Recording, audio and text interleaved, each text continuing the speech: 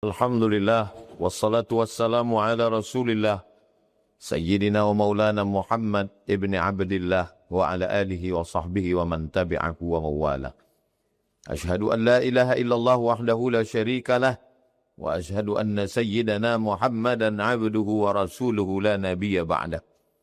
Allahumma salli ala sayyidina Muhammadin an-nabiyil ummi wa ala alihi wa sahbihi wa barik wa sallim. قال الله تعالى في القرآن العظيم وهو أصدق القائلين أعوذ بالله من الشيطان الرجيم يا أيها الذين آمنوا اتقوا الله حق تقاته ولا تموتن إلا وأنتم مسلمون وقال تعالى في آية أخرى يا أيها الذين آمنوا اتقوا الله وقولوا قولا سديدا يصلح لكم أعمالكم ويغفر لكم ذنوبكم ومن يطع الله ورسوله فقد فاز فوزا عظيما عباد الله أوصيكم ونفسي بتقوى الله وطاعته فقد فاز المتقون. Hadirin jamaah Jumat yang dimuliakan Allah Subhanahu wa taala. Kita sebagai umat Islam pernah mengalami masa keemasan. Di barat ada yang disebut dengan istilah Mozarabik. Mozarabik artinya orang-orang barat Eropa yang bangga mengikut tradisi Arab Islam. Itu makanya di Andalusia 700 tahun lamanya Islam berkuasa di Andalusia. Dan arsitektur bangunannya adalah arsitektur bangunan Islam. Bahkan terjaga, terpelihara sampai hari ini. Panglima besar mereka bernama Richard the Lionheart. Richard berhati singa. Dialah panglima perang sekutu. Ketika sampai di Palestina, dia terkena penyakit demam. Lalu berbaring di dalam kemah. Tiba-tiba di tengah malam, datang seorang laki-laki berjubah dengan wajah tertutup. Mengendap-endap dan sampai ke kemahnya. Laki-laki itu bernama Salahuddin Al-Ayyubi. Salahuddin Al-Ayyubi dengan mudahnya menembus barisan-barisan militer penjaga. Dan dia sampai ke dalam kemah. Kata Salahuddin, kalau aku mau membunuhmu Richard, kau sudah mati malam ini. Tapi aku bukan banci. Aku seorang panglima perang. Aku datang ingin membawakan obat demam untukmu. Akhirnya Salahuddin Al-Ayyubi keluar lagi. Tersentuh hati Richard. Dan pada akhirnya pasukan Richard kalah. Palestina digenggam umat Islam. Apa yang terjadi ketika Palestina dikuasai umat Islam? Lonceng-lonceng gereja Ortodoks Timur tetap tegak berdiri. Tidak ada yang terganggu. Orang Yahudi bebas melaksanakan ibadah. Karena kita memiliki ajaran wala ana abidum ma'abadtum wala antum abiduna ma'abud lakum dinukum waliyadin. Lalu kemudian ketika Romawi Timur berpusat di Konstantinopel dengan raja-rajanya begitu bangga, hebat. Sampai akhirnya ada seorang anak laki-laki. Dibawa oleh gurunya berziarah ke makam sahabat Nabi. Sahabat Nabi itu bernama Abu Ayyub Al-Ansari. Abu Ayyub Al-Ansari adalah orang yang meminjamkan rumahnya untuk satu rumah dengan Nabi Muhammad SAW ketika peristiwa hijrah dari kota Makkah ke Yathrib yang berubah menjadi nama Al-Madinah Al-Munawwarah. Lalu kemudian Abu Ayyub Al-Ansari mendengar hadis Nabi. La taftahunnal Qastantiniyah. Kamu akan merebut membebaskan Konstantinopel. Wala ni'mal amiru amiruha. Panglima perangnya panglima perang terbaik. Wala ni'mal jaishu dhalikal jaish. Pasukan perangnya adalah pasukan terbaik. Ketika berumur 80 tahun.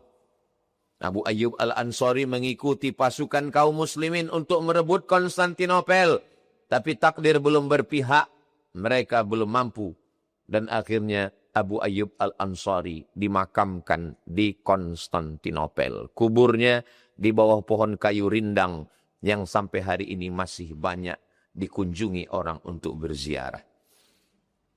Datanglah seorang guru bernama Agha Syamsuddin, membawa muridnya yang berumur 19 tahun, berziarah ke makam itu dan berkata, orang ini dulu berjihad umur 80 tahun.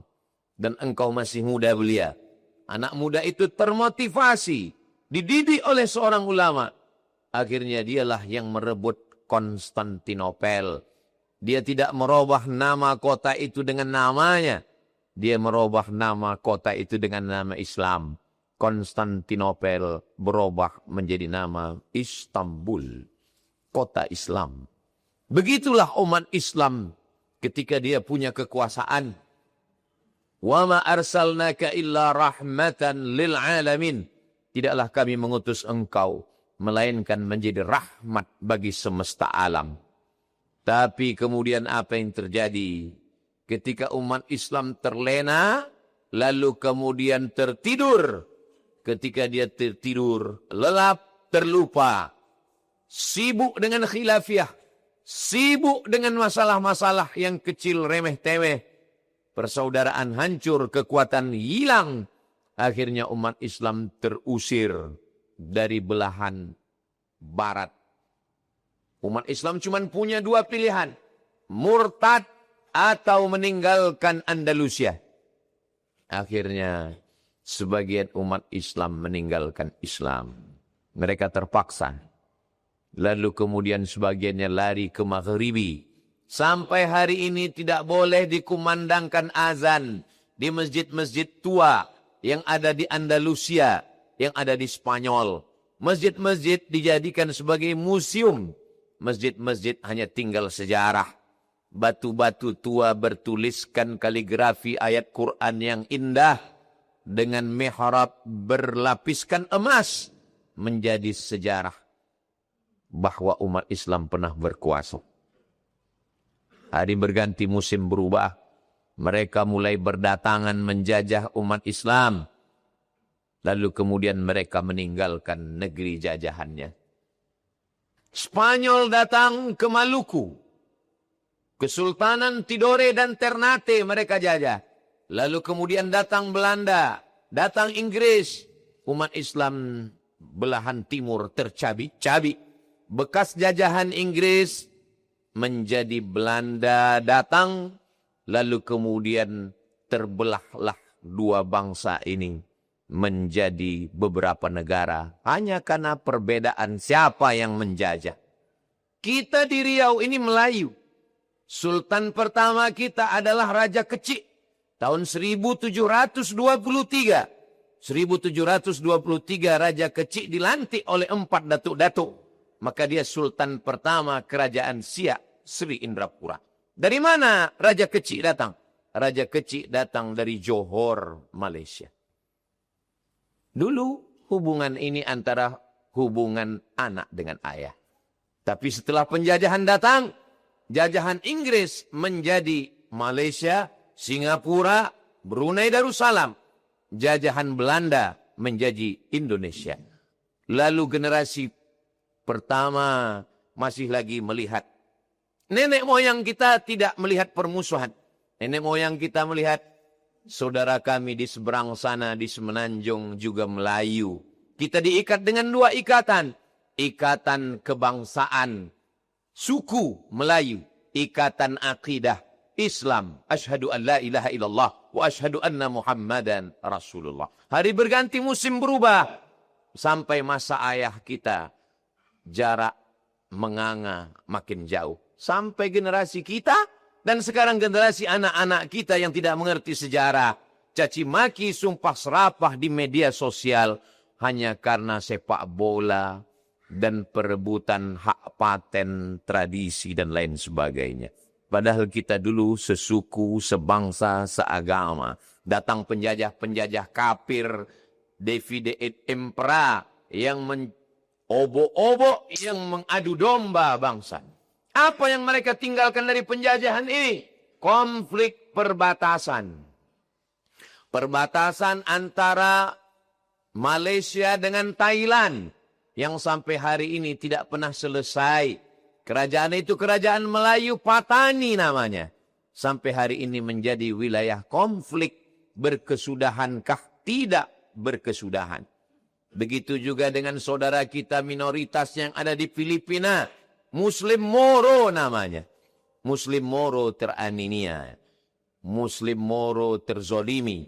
Muslim Patani teraniaya. Semua perbatasan-perbatasan yang ditinggalkan penjajahan Eropa teraniaya. Antara Malaysia dengan Thailand, Patani. Ulama-ulama besar. Salah satunya adalah Syekh Daud Al-Fatani. Mursyid Tarekat Sattariyah. Makamnya di samping makam sahabat Nabi Abdullah bin Abbas di kota Taif.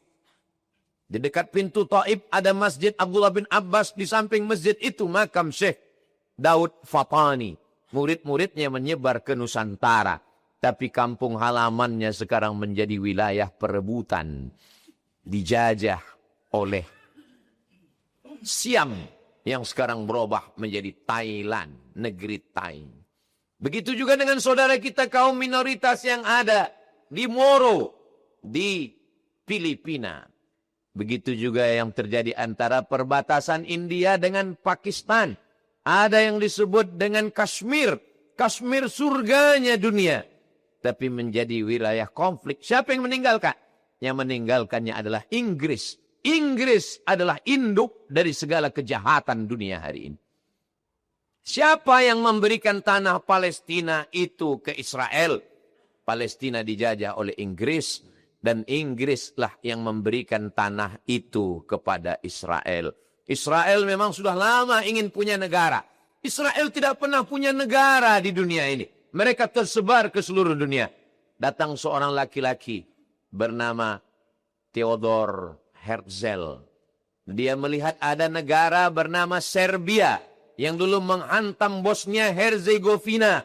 Dia ingin Israel juga punya negara seperti Serbia. Lalu dia datang kepada Sultan Abdul Hamid, penguasa Turki. Dia bawakan 300 keping duit emas. Sultan Abdul Hamid tidak mau menjual Palestina dengan kepingan-kepingan emas. Dia takut kepada Allah Subhanahu wa taala. Apa yang terjadi dengan Sultan Abdul Hamid? Sultan Abdul Hamid digulingkan, hartanya dirampas, anak cucunya dibunuh. Lalu kemudian negeri itu pun terbebas dari khalifah. Siapa yang melakukannya? Yang melakukannya Mustafa Kemal Atatürk. Orang terzolim yang sudah menghancurkan kekuasaan Islam. 1924. Sejak itu umat Islam lemah. Sebelumnya mereka tidak berani mengambil Palestina. Karena masih ada Amirul Mukminin, Ulil Amri, pemimpin umat Islam. Umat Islam tercabik-cabik, terpecah menjadi negara-negara kecil, dihancurkan dengan senjata. Negeri yang kecil-kecil tadi tinggal hanya beberapa orang di surau langgar dan musola. Dan di musola itu pun lagi diadu domba dengan masalah khilafiyah. Antara usolli dengan tidak usolli. Antara kaki celana menutup mata kaki atau tidak. Antara kunut subuh atau tidak. Antara zikir jahar atau tidak. Antara tahlil atau tidak. Siapa punya kerja? Ini adalah kerja-kerja orang-orang kafir ingin melemahkan umat Islam. La tanaza'u, jangan kamu berkelahi. Fatabshalu, kamu akan gagal. Wa tadhhaba ri'ukum, kamu akan kehilangan semangat. Puncak daripada kelemahan umat Islam adalah ketika kiblatnya dirampas. 2 juta orang merana, mati kelaparan. Gambarnya ditonton setiap hari. Tapi umat Islam tidak bisa berbuat apa-apa. Negeri yang diberi Allah Ta'ala minyak, diberi gas, kaya raya. Bukannya menolong dan membantu, malah mengundang Trump, memberikan pesawat mewah, memberikan uang. Dan uang itu dari hasil jamaah haji Indonesia yang berkunjung ke Baitullah. Kita sampai pada titik terlemah umat Islam hari ini. Dan tidak ada satupun mereka yang berkoar-koar, yang berani berteriak, membid'ah-bid'ahkan. Tidak ada satupun mereka yang berani berkata-kata bahwa perbuatan itu salah. Kenapa? Karena mereka didoktrin untuk taat dan patuh kepada pemimpin walaupun salah. Salah pemimpinnya itu. Tapi tidak pernah dia ribut. Dia hanya meributkan orang tahlil. Dia hanya meributkan orang maulid. Dia hanya meributkan orang barzanji. Dia hanya berani berteriak kepada umat Islam. Inilah yang terjadi hari ini. Umat Islam sampai pada titik terlemah. Apa yang bisa kita lakukan? Perbuatan terlemah yang bisa kita lakukan hanya bisa mengirim 1 rupiah, 2 rupiah dari uang yang halal melalui lembaga yang resmi Basnas, Badan Amil Zakat Nasional Republik Indonesia, membelikan mereka selimut karena bulan Desember, Januari dinginnya setengah mati, menggalikan sumur bor karena sumur mereka sudah ditutup dengan cor semen oleh tentara Israel, membukakan sekolah. Rumah sakit Istiqlal yang dibangun Indonesia hancur rata dengan tanah. Tapi kita umat Indonesia Muslim tidak pernah berputus asa. Pisang emas bawa berlayar, masa sebiji dalam peti, hutang emas dapat dibayar, hutang budi di bawah mati. Karena yang pertama mengakui kemerdekaan Republik Indonesia adalah Mesir. Jamaluddin Salahuddin Al-Ayyubi dulu. Lalu kemudian Gamal Abdul Nasir dari Mesir. Tapi kemudian negara-negara Arab itu mau mengakui kemerdekaan Indonesia. Karena Mufti Husaini dari Palestina menggalang persatuan.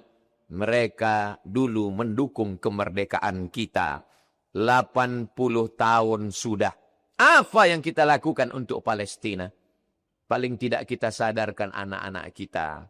Tontonkan penderitaan anak Palestina kepada anak-anak kita. Perlihatkan penderitaan mereka kepada anak-anak kita. Dan yang paling ringan adalah menggerakkan anak lidah dalam setiap solat, kumandang doa. Ad-doa usilahul mu'min. Doa senjatanya orang beriman. Kenapa kita dihidupkan Allah di zaman ini? Kalau kita hidup di zaman Salahuddin Al-Ayyubi, kita tidak dituntun. Kalau kita dihidupkan di zaman Muhammad Al-Fatih, kita tidak dituntun. Kita dihidupkan Allah tahun 1447 Hijrah. Kita akan diminta tanggung jawab di hadapan Allah. Apa yang kau lakukan ketika saudaramu teraniaya? Apa yang bisa kita jawabkan nanti di hadapan Allah Subhanahu wa ta'ala. Barakallahu li wa lakum fil Qur'anil azim. Wa nafa'ani wa iyyakum bima fihi minal ayati wa dhikril hakim. Wa taqabbala minni wa minkum tilawatahu. Innahu huwal ghafurur rahim.